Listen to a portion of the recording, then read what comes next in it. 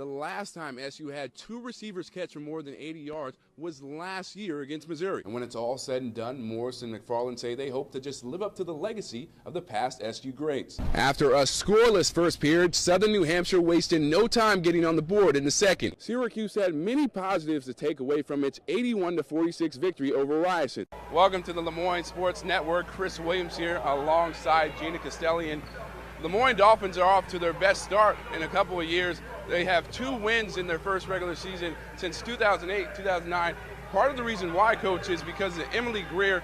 What makes her so effective? Welcome to CC Construction, where we try to fix up this SU squad, and after a 56-0 loss, a lot of glaring holes for the SU team. Welcome back to Orange All Access. Chris Williamson here with Kayla Trainer, and Syracuse coming off a 16-4 victory over Cornell. One team on the Hill that actually got some business done this week, women's ice hockey.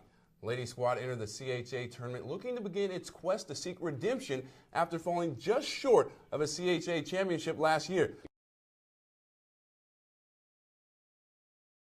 Syracuse has a long history of churning out 1,000-yard rushers. From the likes of DeLon Carter and Antoine Bailey to Jerome Smith last year, it's a staple of the program. But with Smith possibly headed to the NFL and senior running back Prince Tyson Gully graduating, a changing of the guard is in order. We just have to step up, just like they did when Antoine Bailey and DeLon Carter left, so we just have to step up. Against Maryland in the top 5 Florida State defense, redshirt freshmen Devontae McFarland and George Morris II gave a glimpse into the future, rushing for over 200 yards combined.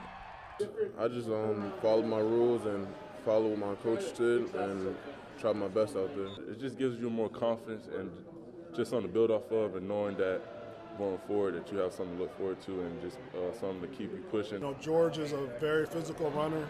He was running up in the holes and he wouldn't go down.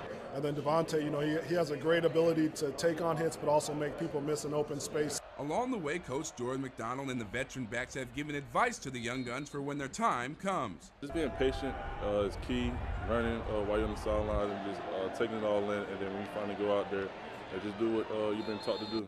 You know, we've said for a long time that we really feel like we have 2 really good young running backs, and they just keep proving that once they continue to grow and continue to develop, they're going to be really good. And when it's all said and done, Morris and McFarland say they hope to just live up to the legacy of the past SU greats.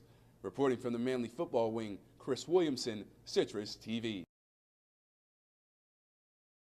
Hey everybody, I'm Chris Williamson, one of the many campus correspondents for AOL.com during its coverage of the men's basketball tournament this year. Right now we're here at Syracuse University, where the Orange are up in Buffalo, set to take on 14-seeded Western Michigan in its second round game.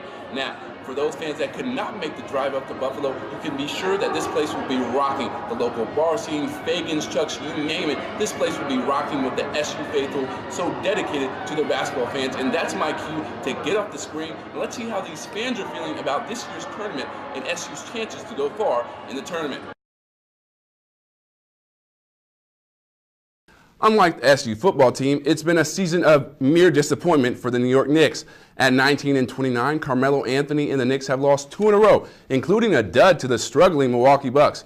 And on Wednesday, the schedule became even tougher against the Trailblazers, one of the top teams in the league. The Knicks were 11-16 at home. Anthony trying to get back into the winning ways. Early on, though, it didn't look like that would happen. Tim Hardaway blocked, leads to a fast break. Nicholas Batum gets a slam, and Trailblazers are up by 5. Let's head out west now. LeBron James and Chris Paul, longtime friends, playing around before the game, but in the game, all work. Who's your daddy, DeAndre Jordan? Miami up 6. Take another look. The strong move by the monster LeBron James. Just a couple weeks ago, SU sat atop the college basketball world.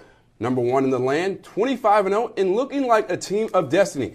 But before its big date with Virginia, the Orange man had just 1 win in 3 games and almost lost that one.